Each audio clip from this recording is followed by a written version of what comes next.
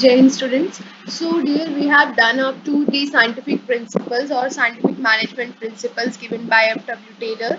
So now we will going to learn or discuss about the various techniques of scientific management. So first of all, the first technique which is given by F.W. Taylor, and after doing various experiments, he comes to a conclusion that there should be a functional foremanship in our factory system.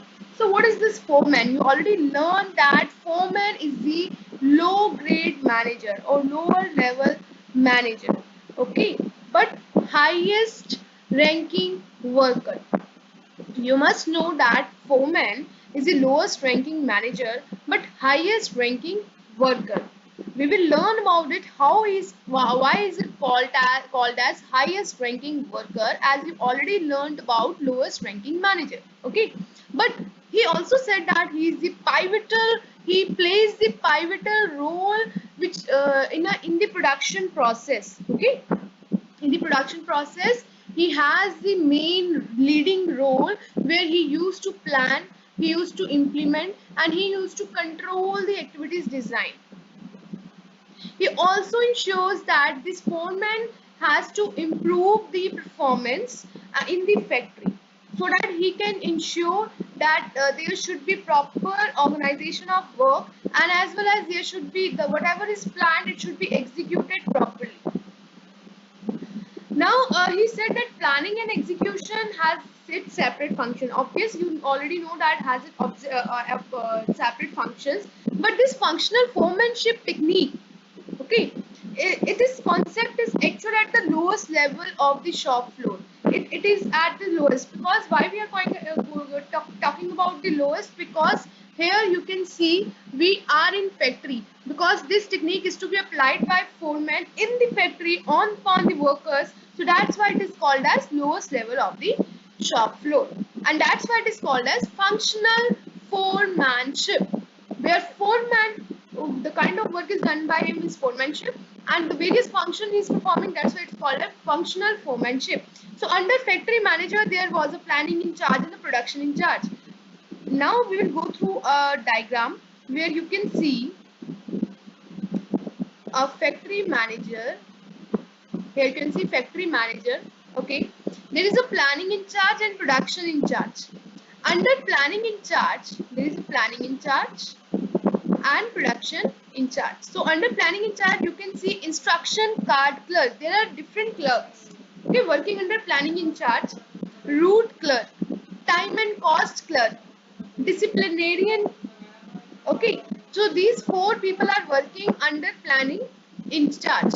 On under production in charge, speed boss, gang boss, repair boss, and inspector are working. Okay, so these people are actually working under these two kind of heads, and all these eight people are going to rule upon workmen. Okay, it means workers will be get orders from these eight foremen. Okay, so here you can see that how factory manager is actually diluting his power to the planning officer and production officer. Then he has different foremen. Foremen are route clerk, instruction card clerk, time and cost clerk, discipline officer, who are giving instructions to this workers also. So root clerk, what actually root clerk do? He specifies the sequence of completing a particular work. He defines the sequence, meaning what are the stages by which an activity has to be go through. So he decides the job to be done for the day and where it is to be done. He decided which what the job has to be done in that day, on the particular day you have to perform this, and where it is to be done. Okay, next is instruction card clerk. So instruction card clerk, what he do, he prepares the instructions card for the workers and hands them over to the gang boss. So here instruction giving instruction and handing over to gang boss. These card contains information about the nature of work, uh, obvious, if you are giving instruction, you will going to tell about what kind of work you are going to do. Next procedure, what steps you have to follow to complete the task. Material is to be used and details about the machinery. So here this person is giving instructions and handing these instructions to gang boss so that he can take out the work from the workbench. So next is time and cost clerk. What he do? He decide as to when a particular work is to be started and finished. Means obvious time की बात हो रही है, तो it means when is to be started work, at what time you have to start and what time you have to finish.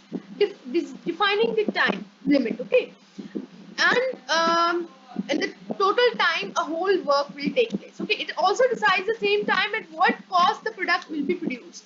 It means there should be no wastage. It means if you are producing this product, it should involve this much of cost. Next is discipline officer or disciplinarian. This ensures every work is performed in disciplined manner. It should be in disciplined manner. Okay. So here these four foremen have their different functions who are actually guiding the workmen to do any task. Next is specialist of production department and the function. So this is production department foreman. So who is headed by production in charge. So first one is gang boss. The workers are divided into various groups from point of view of control. Now when workers are being divided in different groups, so the leader upon them is a gang boss. Okay, he expected to ensure that the workers and the machines are fit enough for production and that the material required for their use has been made available to them. Okay, so he has to ensure that the kind of machines he has provided should be suitable according to the work he provided, and he also ensures that what kind of what the, if he has provided some kind of machine, its use should be specific. Okay, which actually result into the in a desired manner. Okay, next is speed boss. It ensures that all workers are performing their job at required or expected speed. Obvious, if I say that you have to produce 10 units in a day, it means you have to produce 10 units in a day. If you are producing 9 units or 8 units, it means there is no speed in the production and your production may affect. Okay, in that case speed boss has this task that he has to ensure, he or she has to ensure the speed of the task. So the speed boss find out if speed is not there in your task, then the speed boss find out that what is the cause behind the slow working or slow production, and also find the solution for it. Okay, so this is the main function of the speed boss. Next is repair boss. As the name suggests, repair boss, he keeps the machine and tool in a working condition. As you already know, as you can estimate the function by the name also. Next is inspector. Inspector itself means doing inspection. A person who does inspection, who inspects the work, the things produced and compares their quality with the standard prescribed from them and tries to find out the differences. Actually, there is some standard that the quality is to be maintained as per the standards prescribed to you. If I say that this should be the quality of your product, then if it is not produced and not manufactured accordingly, then inspector has to find out what are the deviations, what are the differences, why this is happening, why the product is not up to the marked or up to the standard. So here is the task of inspector, who inspects and maintain and ensures that quality is being maintained and as per the standards prescribed, and also finds the differences or deviations. In case of unfavorable result, he initiates corrective action. Okay, so in that case he ensures also corrective actions, because if something is going wrong and something is going not well, so obviously there should be corrective action by the foreman. So this is these 8 foremen are responsible to take out the work from the workers. Okay, so here you can understand what is factory foremanship. So this is the chart you have to make. Without drawing or without any diagram, do not explain anything because it doesn't needs to clarification. So always have diagram in your notes so that you can get the better idea. So form, what are the qualities of foreman? He should be intelligent. He should be intelligent, educated. Tact means according to the on the in on a point, or it should not be he should be very intact, means intact in time, intact in speaking, intact in his points, in his giving suggestions, anything. Okay, grit and judgment, special knowledge, manual dexterity and energy, honesty and good health. These are the qualities. Okay, you have to see that these qualities are, they should be there in a foreman. So the each specialist to be assigned work according to his or her qualities. Obviously, if I say that it's eight foremanship, supposingly planning in charge and production charge has one foreman. So number of workmen can be divided into the different foremen and different people, and work can be taken out as per the expected. Or as per the expectations. Okay, so here that's why we need different type of people who has different capabilities and can do work and can take out work as per the standards devised. So that's why we need so much of foreman in our organization and in the factory. Okay, so suppose there is an example. Those with technical mastery and intelligence and grit may have given a planning work, so they can plan the work. And those who with good energy and good health can be assigned execution work. Obviously, you can see that work is being given according to the capabilities and skills and qualities of the foreman. Okay. Next technique is standardization and simplification. Standardization and simplification. What is standardization means? According to F.W. Taylor, he supports this term and this technique very much. He wants that there should be standardization in our factory or in our methods. Means one method if it device, it should be used as per to the whole organization and to the whole process, so that there should be no deviations in understanding, there should be no chaos in the production process. Okay, so basic meaning of standardization of work or standardization is the process of setting standards for various business activities.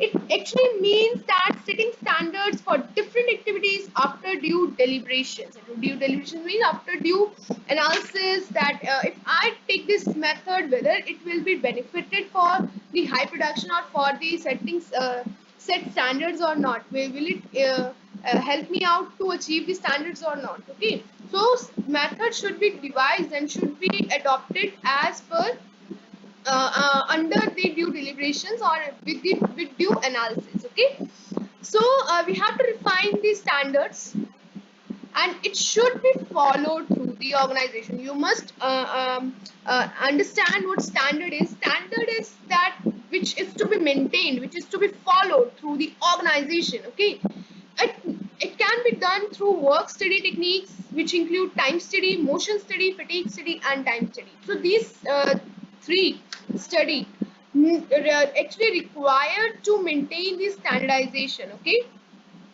so even contemporary techniques include re-engineering, Kaizen means continuous improvement, benchmarking to standardize the work. Okay, so there is a meaning that it is a process of setting standards for every business activity. It can be standardization of process. Raw material means this grade or this quality of raw material I have to use. This is the standard.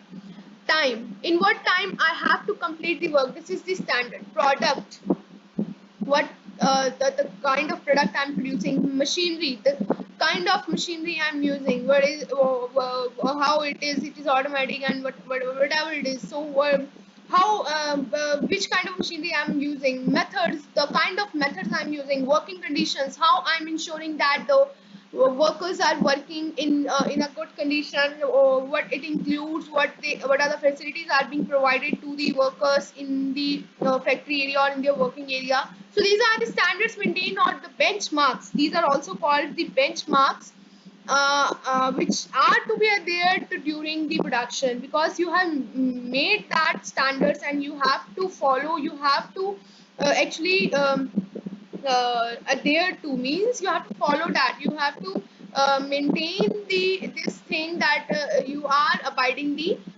benchmarks and abiding the standards which are maintained by the planning department. So what are the objectives of standardization?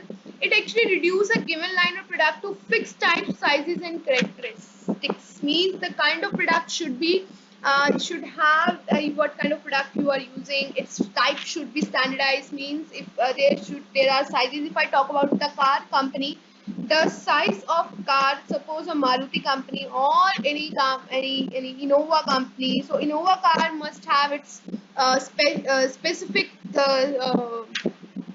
type of doors and windshields and even headlights, whatever you can see, the steering, it has some standardized size. You can't attach or you can't fix another part of another car to the Innova car. No, you can't do this. So there are specific sizes, standard types, and its specific features which are to be attached and which are to be actually done with the same product. Okay. So it also established standardization also established interchangeability of manufactured parts or products. Obviously, it is rightly said that if the parts are standardized, of same nature, of same characteristics, of same feature, that can be easily interchangeable, exchangeable, or interchangeable. You can understand, where the part can be changed with another part. Okay. If there is no standardization, so no part can fit to another part. So here you can see that yes, manufactured parts and products, if have standard maintained, have standard sizes, so you can interchange it easily.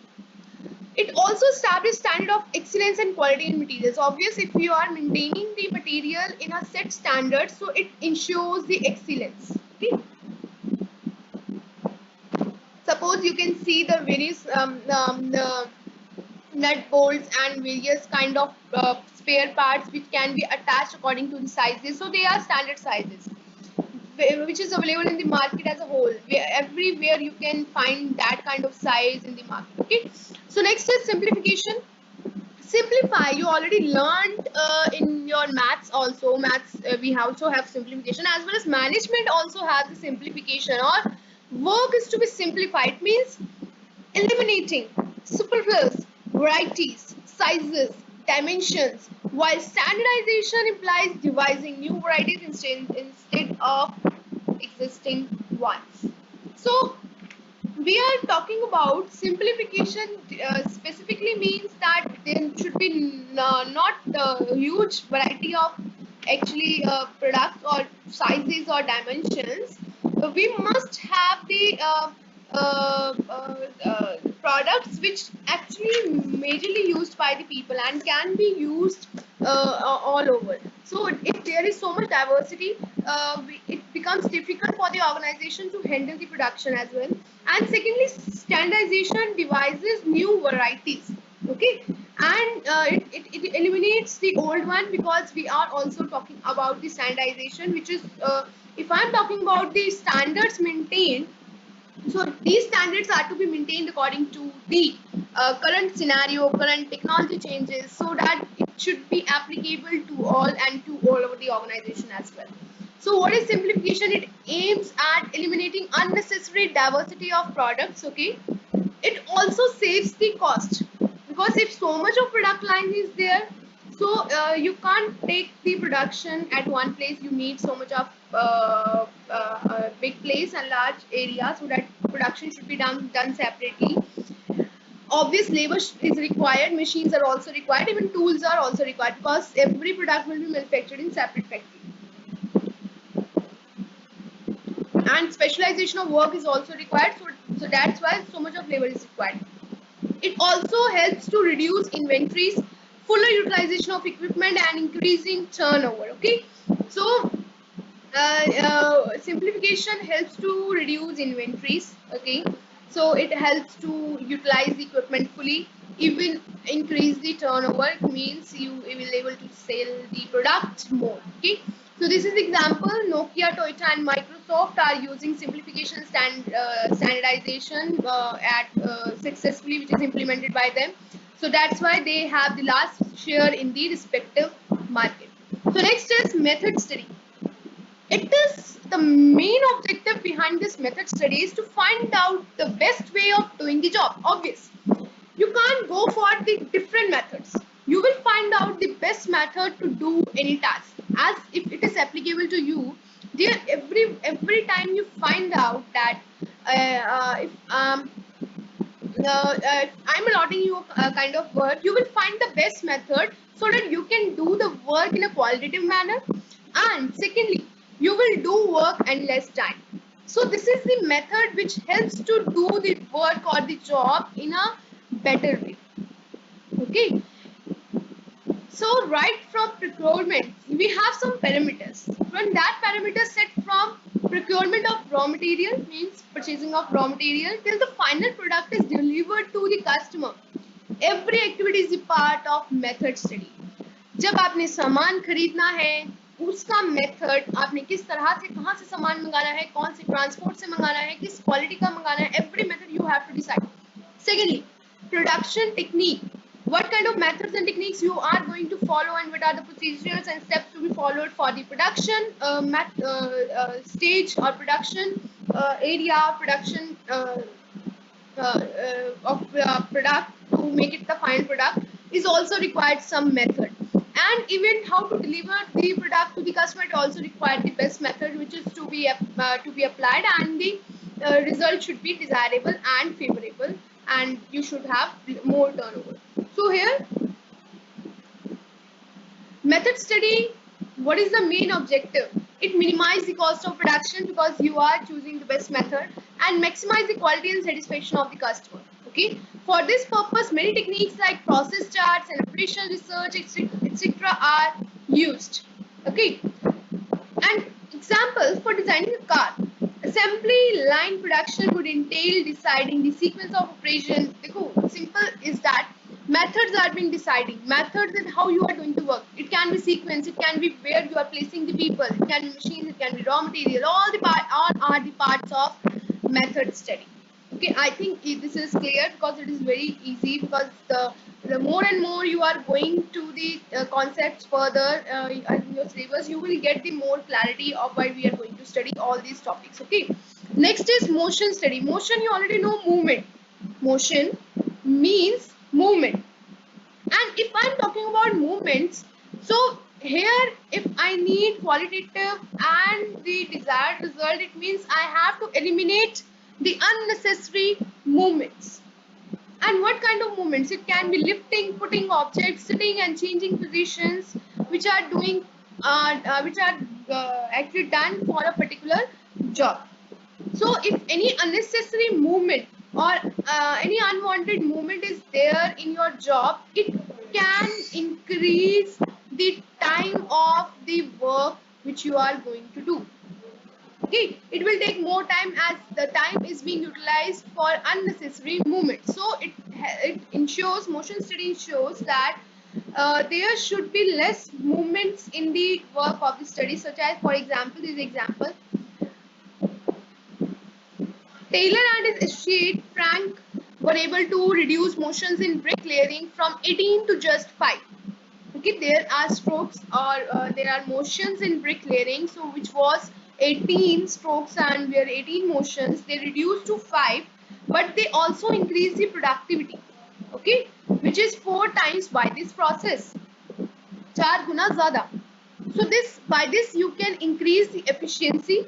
By this you can decrease the time as well, and you can eliminate the unnecessary movements also.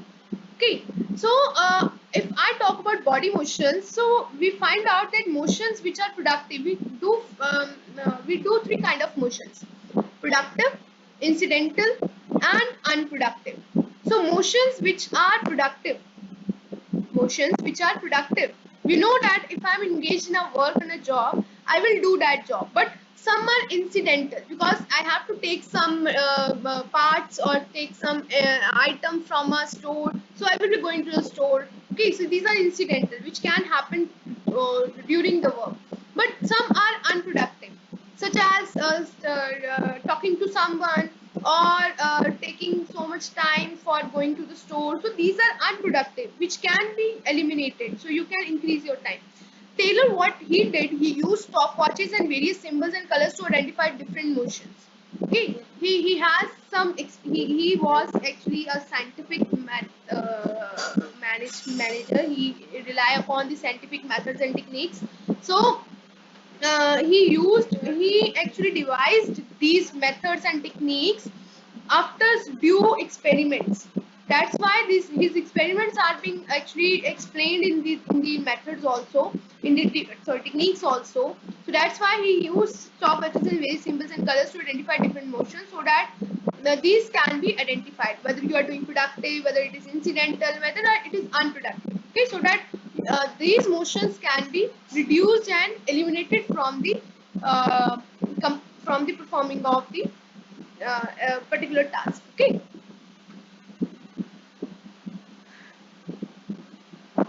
So he also designed suitable equipment tools to educate the workers on their use. How you have to use that equipment, so that time should not be actually taken to complete a job. So these are actually worked remarkably, because if you are doing any kind of works which gives the positive result as it is when it is applied, so it always have the positive results. Okay. So next is, after this motion study, method and motion study, we have time study. Time, it it defines the time to do a particular job. Okay, it means the standard time is fixed for the whole of the task by several readings. Method of time study will depend upon volume and frequency of tasks, the cycle time of the operation, the time measurement cost. So main objectives to determine the number of workers to be employed, frame suitable incentive schemes and determine labor cost. Okay. So here number of person you have to employ, frame the suitable incentive system for the people and determine obvious labor cost. Okay. So there is an example, we will go through it so that we can understand what is time study. They are saying that in order to make a one cardboard box, it takes 20 minutes. It means in an hour he will maintain, or he will make 3 boxes.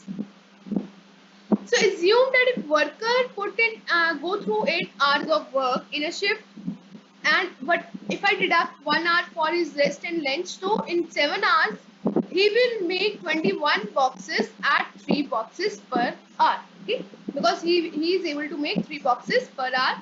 So in 7 hours he will make 21 boxes. So this is the standard task of a worker has to do, and wages can be decided accordingly. It can be per box or can be per hour wage system. So this is the time study, where you are defining the time to do a particular task. So next is, after time study, it is fatigue study. It means rest, giving rest. How much we have to give the rest to the worker. Rest intervals will help one to regain stamina and work again the same capacity. If you are working on continuous basis in a work field, so it will reduce, or it will affect your stamina and efficiency also, which affects the productivity itself. So in order to increase the productivity, you have to give some kind of rest intervals to the workers, so that they can do the work or complete the work in a frequent way and with due and with full enthusiasm. For example, in a plant, there are 3 shifts of 8 hours each. In a single shift, worker has to be given some rest interval for its lunch and for any kind of rest. Or if any heavy manual work, then small pauses can be given on frequent basis. Okay, for 10 minutes, after 2 hours you will get 10 minutes, after 2 hours you will get 15 minutes. So these kind of work intervals will help the person to regain or recharge his energy for the optimum contribution in a task. So why there is so much of fatigue? Fatigue you means there is you will get tired. Okay, you will get low energy. So why it is going? Because you are working for long hours. Unsuitable work is there. Okay, uncoordinated relations can be there with the boss, and bad conditions will be there. So this helps. This actually affects the good performance, and this should be removed by the fatigue ceremony or by giving rest intervals. Next is differential piece weight system. This was strongly advocated by F.W. Taylor, and he want to differentiate between efficient and inefficient workers. He want to classify that those who are doing good will be paid better, and those who are not doing good will be paid accordingly, whatever the job is being done. Okay. So if I take an example, standard output 10 units a worker has to actually manufacture. Okay, if that person manufacture if a person manufacture 10 units or more than 10 units, he or she will get 50 per unit. Okay, suppose you have manufactured 10 units, you will get 500 per day. If you have manufactured 11 units, you will get 550 per day. Okay, and if you manufacture 9 units, then you will be paid 40 per units. It means you will be getting 360 per day. This is the difference of wage system. Those who perform better than the set standards will be paid better, or those who are not getting or not doing these work according to the set standard, they will be paid as per their work done. So this is actually about searching of efficiency, which is about searching for best one method and choose method, which led to determination of fair day's work. Actually, this differential system based upon efficiency in the result and joint efforts of the managers and workers. Because if you want more wage to be paid, you will ensure more efficiency, or you will do the work with more in a more efficient way. So, in this regard, workers and managers should work in a harmony to maximize the output rather than restricting them. Okay, so this need mental revolution, which needs I already discussed that there should be change in the attitude, because workers and management both must understand that without worker we can't work, and without management workers can't be given work. So this there is no competition, there should be cooperation in the organization, because each one require one another. So there should be aim to increase the size of surplus.